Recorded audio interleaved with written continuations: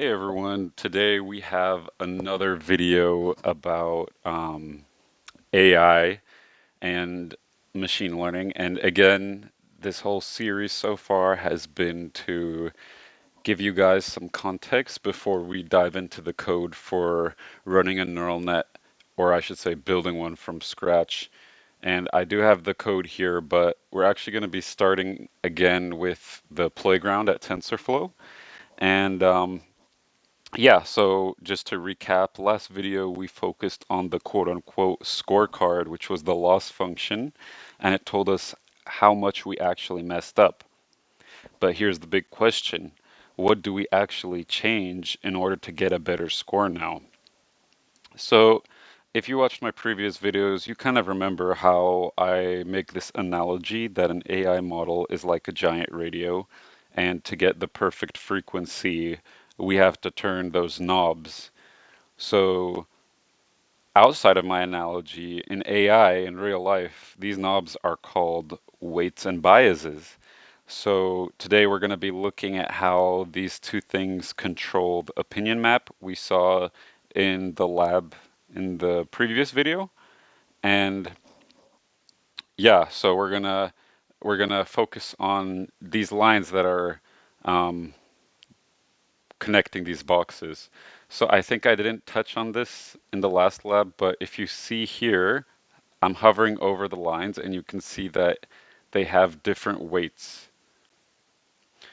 Now, so the playground automates all the, or should I say, it does all the boring code for us so we can just look at this nice UI now instead of having to worry about doing all this boilerplate code. And what I want you to notice when I click step by step is that you're going to see that these lines start to thicken or get thinner depending on how much weight the line has.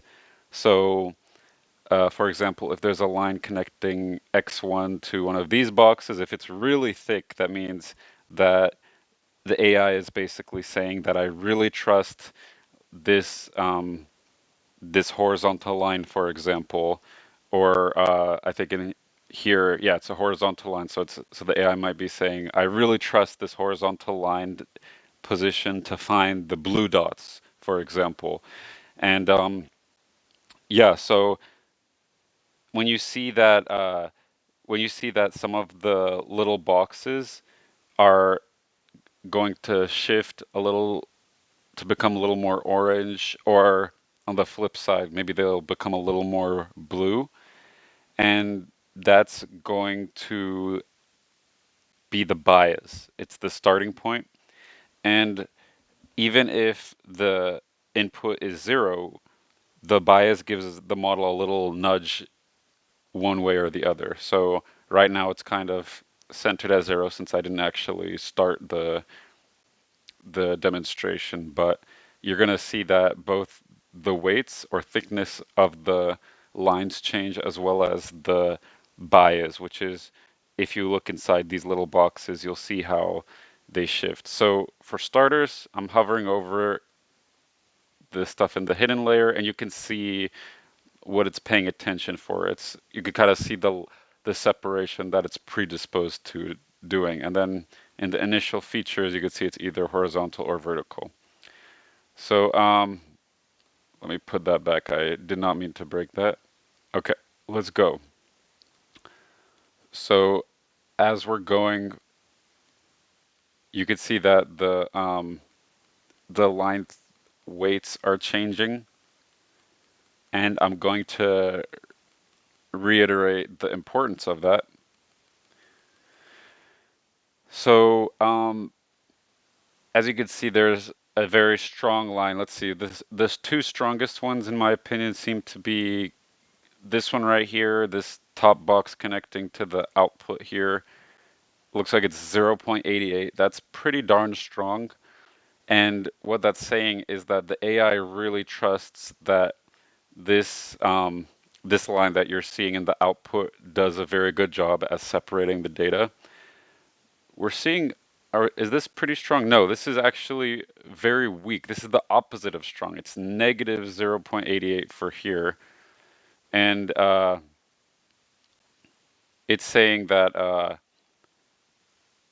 let's see, it's saying that it has a very negative weight to um, splitting the data. So I I believe that I might be wrong here again, since I'm also learning that a negative weight isn't necessarily a negative thing. Again, correct me in the comments if I'm wrong, since I'm learning just like you guys. I think what we really should think of when we think of something as being no impact would be these light lines that say that are closer to zero. And the reason I say that is because think about it.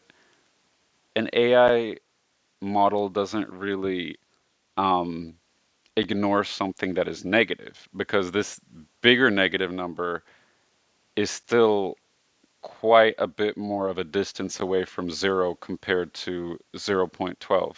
So negative 0.85 is farther from zero than positive 0.12. So what I'm suggesting here is that um, for you guys to change your mindset from negative being bad to uh, zero being closer to zero being less important.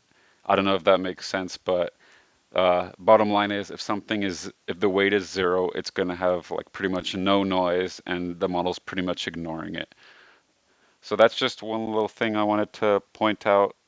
And then I want to go back to my code now and let's see if I can find where I initialize the coefficients. Ah, here we go. So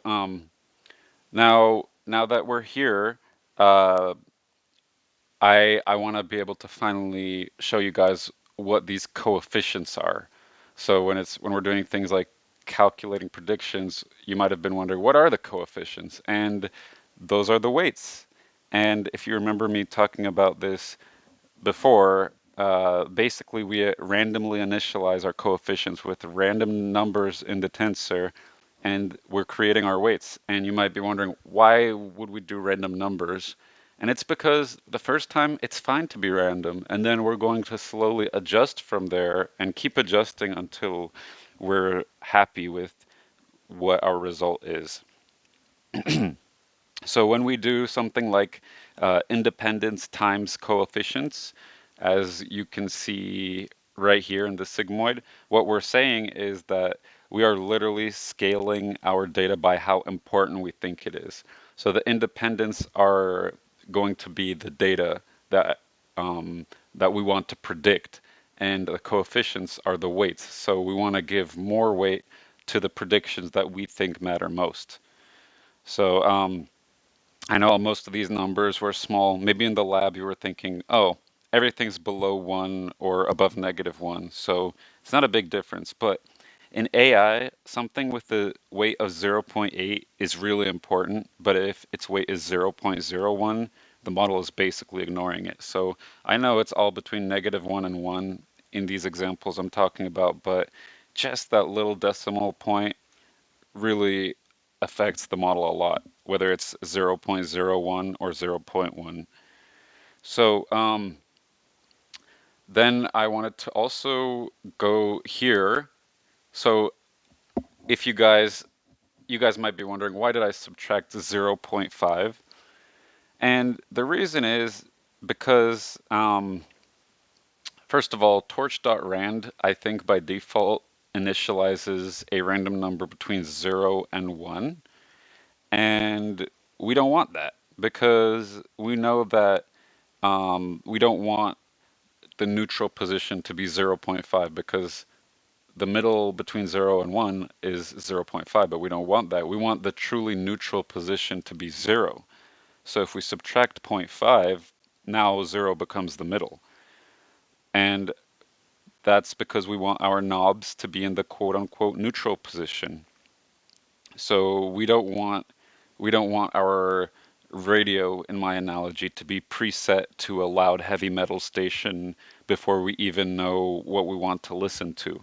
So by starting at a truly neutral position, then we can use that loss function to tell us which way to turn. So yeah, I guess I just want to finish off this video and um, prepare for the next video on what I'm going to be talking about.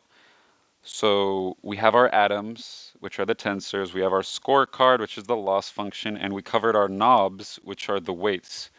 So the next question is, we know what our weights are, and we know that if we change those weights, our loss will change. But here's the final mystery. If I have 1,000 knobs, how will I know which ones to turn up and which ones to turn down? I don't want to just randomly guess forever because that would be really inefficient. So that brings us to the cliffhanger for next video. We're going to be talking about gradients. So yeah, you might want to look up that term before you watch the next video. It's a pretty important term. I'm definitely going to say it is quite important, which is why I'm going to be making a whole video about it. So yeah, thanks guys.